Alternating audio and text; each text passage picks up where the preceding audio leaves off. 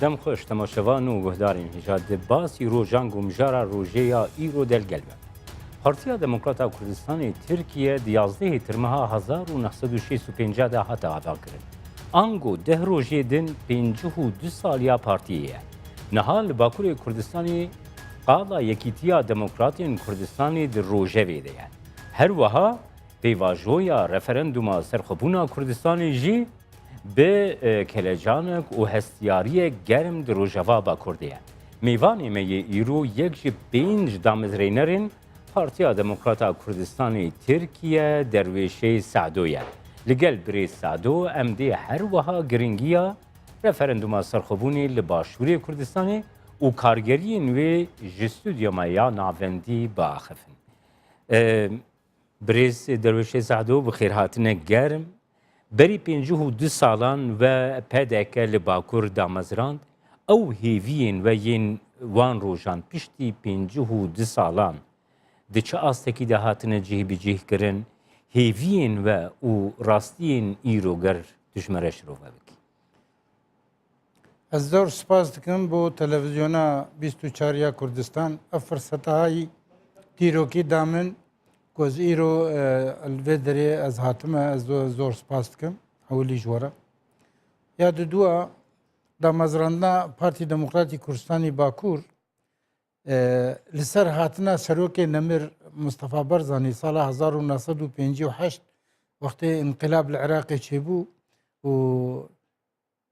ازنا سروک نمردان کج یکیتیا سوویاتی بی وقت یکیتیا سوویاتی هات لکردستانی باکور جی شیاریک مزن نافگلی کرده چبو ثانی او چخ ما قرارستان مگو گرک ام جی پارتی دموکراتی کردستان دامزرینن لسر وی ام 5 کس گشت نهاف ازو جناب کاک سعید الچی شرف الدین الچی شاکر اپ اوزدمر و عمر توران جوانا سیان وفات کریه؟ سه وفات کرنا ازو شاکر ساغن حیاتینا بله ما قرار دا کون پارتی دا مزرینن کاتب شیخ سعید حلمی فرات اویجی زحف توصیه مرا کرگو کرکا اون پارتیه کی چیکن ثانی لسروی ما قرارستان کون پارتی دا مزرینن و الباجار آمده لشفتلغا اتاتورک امجویان و مسون تخوار و ما پارتی دموکراتی کردستان دا مزران و هر 5 کسا و دامزران بس یکم سروکی پارتیا دموکراتا کردستانی ترکیه درایا گشتی ده وکا فایق بوجاک تی ناس کرن لی وکی سعید الچی بویه سعید الچی بو او چاق سکرتیر پارتی دموکراتی کردستان بو پشتی کما دا مزراند مگو ام نکافی نجوی عیشیرا ام سروک کی بخو پیدا بکن یکی کو ناو دنگوی هبا کربه و پارتی بمشینه رابو ما قرار لسر جناب کاک فایق بوجاق دا بله فایق بوجاق جی او چاق کردستان باکور دا هاتبون ناس کرن آماده بو گودین پارتی رژی کار کی سالا ما هجا پیرا خبر نه دا بو سالا 1906 308 حب سروکی کردا آغا و شیخ وانا سرگونی قمپی سیواسی کرن ثانی او جی یک جوابو او بو گوتا بیجی وان ثانی روزنامه دا فلان دنگوی درکت و هر کسی وی ناس کر ما قرار دا کو می قانع بکن ثانی و ما هوال شان دبالی موینا قانع کر هات تورستیک پالاس و تیلیل دیار بکری ام رونشت مجوین کر و کاک سعید الچی سکرتریا خوجیره تنازل کر او چاق ما قرار دا کو بسروک حزب ثانی بریز سعدو هر وها نمر فایق بوجاک رحمتی فایق بوجاک نویسکار بکردیه گوی دمی نویساندیه یک جوان هلبستی محامی بو محامی بو انسانی که ترکیه دا هاتبو معروف هاتبو ناس کرن تزانی دروجنامه او کدا نویساندنی وی درتکتن سالا 67 جی تدی او که بو نامیزاد جبوی پرلمانی تزانی گلک رایجستان فقط مع الاسف قوت طاری او سروک ما زوج مستاندن چارێ ماها هەموو ساڵا 1966 نزیکە عرفای بنزینخانەیەک هەیە هاتە وێ درێباتە سوێرەێکی محکمێ الور هاتە بریندارکردن هاتە بریندارکردن و هەواڵێ مە سعید ئەلچی چۆ مستەشفێ بالێ و وەضعاویژی باش بوو حتا کاک سعید ژمرە گۆ گۆم دەستێ خۆدایە سەریوی گۆمۆتیە لنگێتە هەلکینجی سەرێتە ژمەرە لازمە زانی فقط مالەسە پشتی سعید هات وان قوتێ تاری وینە ژمەستاندر بەێ مام دەروێشمە لەسەر وەیەکی قسە کرد و وە پار دموکراتی کوردستانی تورکیە بە هێڤیەکی دامەزراند بەێ ئیرۆ 52 ساڵان پشتی وێ ئەو هێڤین وە هاتنە بجیهکردن و ڕاستیە ئیرۆ چییە؟ ما بێ هێڤیە دامەزراند زاتن ما قرارستانەنگێت پرۆغرامی خۆدەژی مادە ئەول مەگۆ سەرۆکێ نەتەوەی بۆ گەلێ کورد مستەفا بەرزانیە زانی تەک ئەمودامە یە گەلێ کورد لە هەموو پارچەی کوردستانێ مستەفا بەرزانی بوو ئەو چاق مستەفا بەرزانی ژهاتە باشووری کوردستانی و ساڵە 61 دەست شۆڕشا خۆی گرین لە کوردستانە باشوور دەست پێ کرد شایلونی سێرۆشا ئەیلونێ کاک زانی هەدەفە پارتی دموکراتی کوردستان زانی ئیرانê پارتی دموکراتی کوردستان چێبوو لە عێراقیژی پارتی دموکراتی کوردستان لە تورکێژی پارتی دموکراتی سووریاژی پارتی دموکراتی کوردستان هەدەفێوان گوت استقبالێدا ئەف پارتی یەکیتی بکەن ji بۆی ئازادکردنا کوردستانێک مەسم دەفاوان ئەبوو زانێ و سەرۆکێ مێ نەتەوەیژی مە قەرارستان مەگۆ مستەفا بەرزانیە فقط ژمارە گەلێک ئەنگەل چێبوون زانی دەولەتێ لێ ڕێند و ئەم حرەکەتێکی ئوڵوسالجینە زانی دەربەل سەر دەربەل مەکەتن بەری عەول سەرۆکێمە فایق بوجاق هاتە شەهیدکردن پشتیوی ساڵا هەفتە و یەکژی ئەحوالێمە یێ هێژا سکرتێرێمە کاک سعید ئەلچی هاتە شەهیدکردن مە دوێ دەرەژی دەربەیەکی مەزن خوار زانی و ساڵا هەفتەی و هەفتژی مە دەربە خوار قوق نەڤە پارتیامە دەچێ بۆ وێژی ئەم چەکی دەربە پاشوێ ڕەحمەتی شرافەتی نێلچیشی ڕەحمەتی بەێ اینجا پارتیامەش بەروا دەربێ مەزن زعف خواردنجی فقط دیساژی ئەم سەر لنگان بوون سەر لنگا بوون و مە هەدەفا خۆوەندا نەکرد ساڵا هەفتەی و پێنج وەختێ اتفاقا جەزایر چێبوو و سەرۆک بەرزانی شەردا سەکناندن چۆ ئیرانێ gelek herekey Kurdî dijê hereka Barzanî beyanata dan û gotin herekek rejîye û eşaîriye û filan e feqet Partî Demokratî Kurdistanî Bakur me xweşaş nekir û ez ew çax sekreterê partî bûm ez çûme Kurdistana Îranê li nega de min cenabê serokê Nemir dît û cenabê serokê Nemir ji min re eynî ez xeberdanê wî ye ji we re dibêjim got em di meydana şer de mexlûb nebûne feqet muamerek duwelî me çêbû eger me şer bikire wê îbada gelê Kurd bûye li ser vê me şer sekinandiye sanî Înca cenabê Kak Mesûd jî ji min re got em dixwazin qiyadeyek moqet çêkin û partiya we hûnê karibin yardima me bikin min got her xusûsî de em emrê we dine sala heftê û pênc meha dehê şeşê meha deh Kak Mesûd du heval şandine bame yek jê vêga wezîrê navxwe Kak Kerîm Şingalî yek jê Cewher Namık Salim bû serokê perlemanê zanî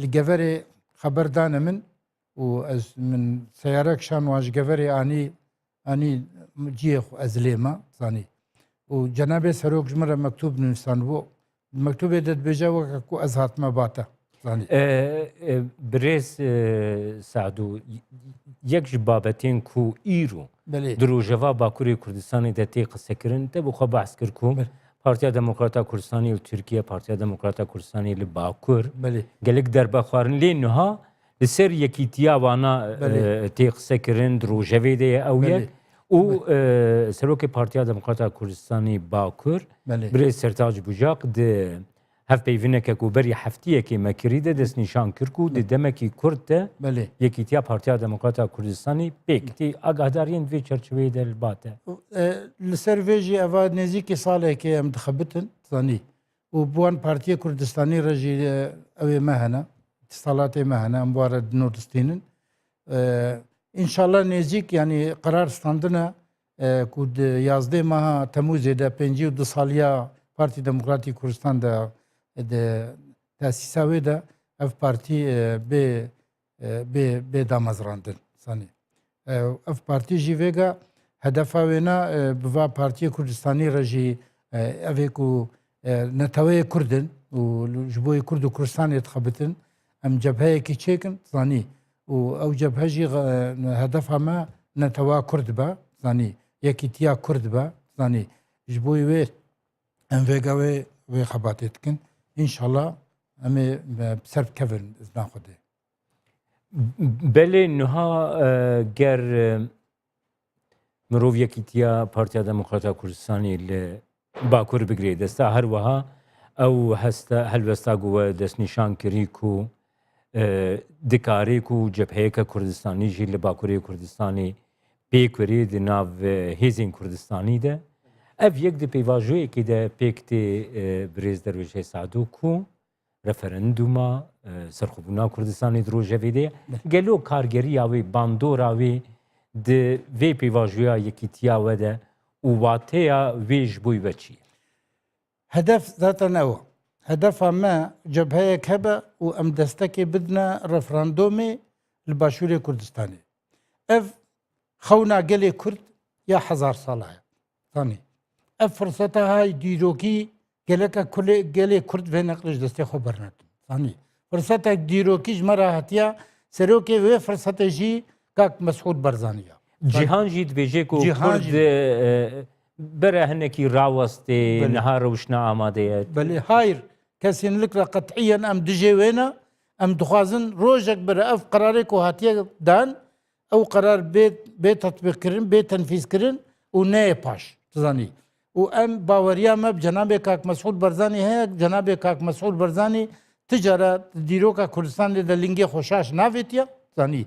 Piştî evî vê qerarî daye sedî sed em zanin ku pavêjoyeka baş e bo gelê Kurd ez jî daw dikim ke rewşenbîrekî Kurd ke siyasetmedarekî Kurd li hemû parçeyê Kurdistanê li Kurda û li Kurdistana Başûr ku destekê bidine vê referandumê çimkî ev xewna gelê Kurd ya hezar sal heye. Eger vê firseta dîrokî jî vê neqlê em wenda kin em Kurd di qenaeta me de em ê ji tarîxa dünyayê derkevin. Ango ger niha referenduma serxwebûna Kurdistanî pêk nê Belê.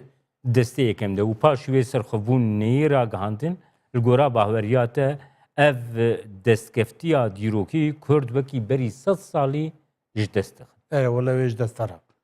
Wê ji dest here lazim em vê firseta dîrokî em wenda nekin.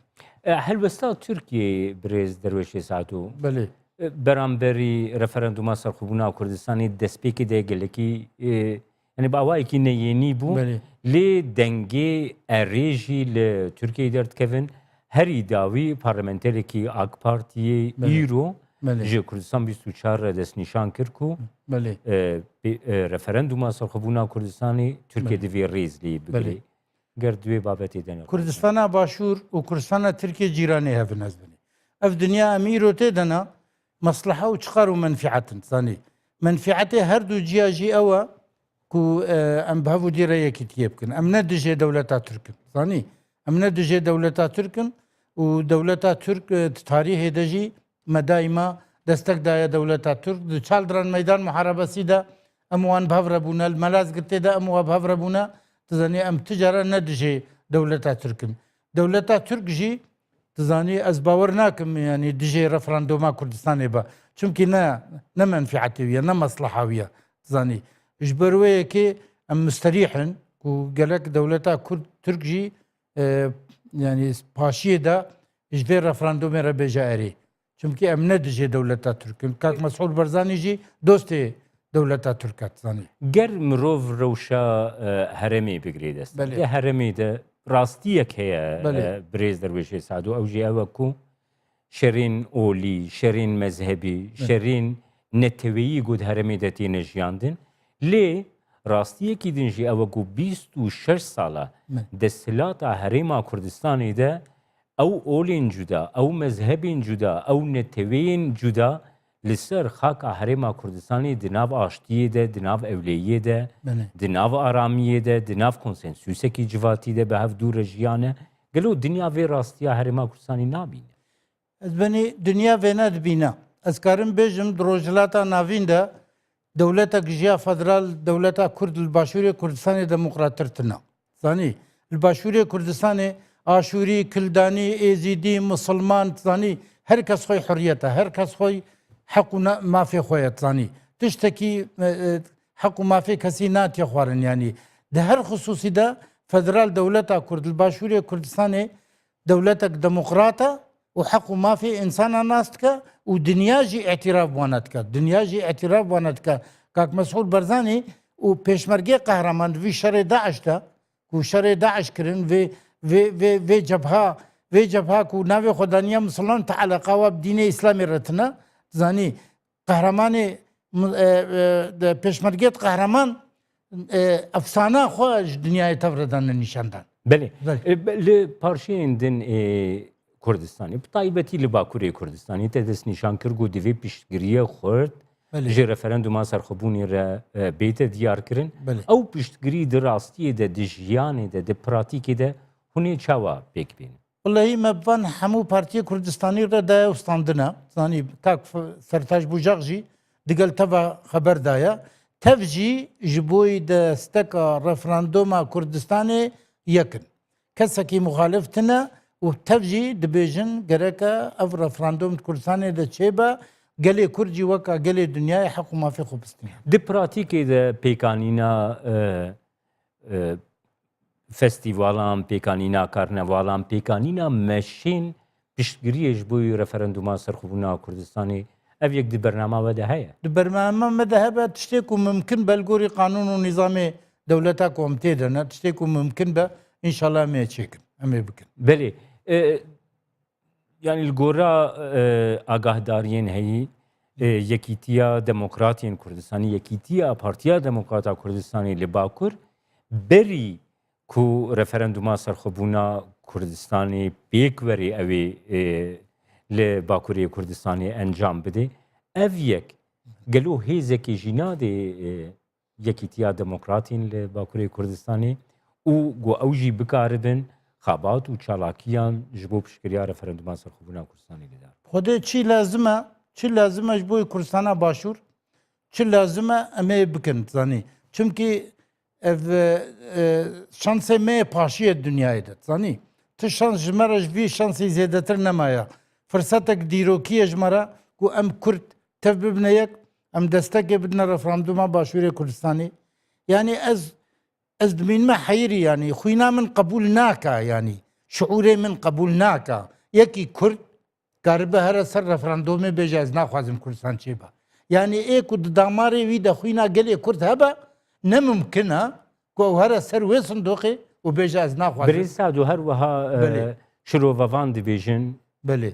Raya giştiya Kurdetiyê gotin ku referenduma serxwebûna Kurdistanê neya partiyekê ye neya kesekê ye ya nîşankirina îradeya milletekî ye ji bo pêşeroja xwe.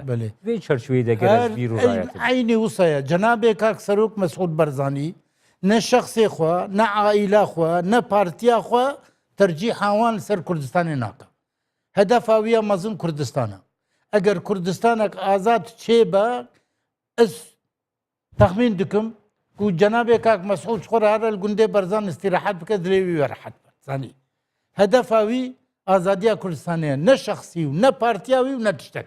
Ev referenduma li Başûrê Kurdistanê jî çêdibe ne malê ti hezba ye ne malê ti fikra ye. Malê netewa Kurd û Kurdistanê. Gelekî spas birêz Derweşê Sado siyasetmedar ku ti bernama basî rûşe te baş. Ez son xeberdana xwe girê bidim. Komara Mehabat pêşewa qadî zanî ala rengîn teslîmî Cenabê Serokê Nemir kir û ancak xweyê vê ala rengîn tûyî. Zanî Cenabê Serokê Nemir jî ew ala rengîn teslîmî Cenabê Kak Mesûd Barzanî kir.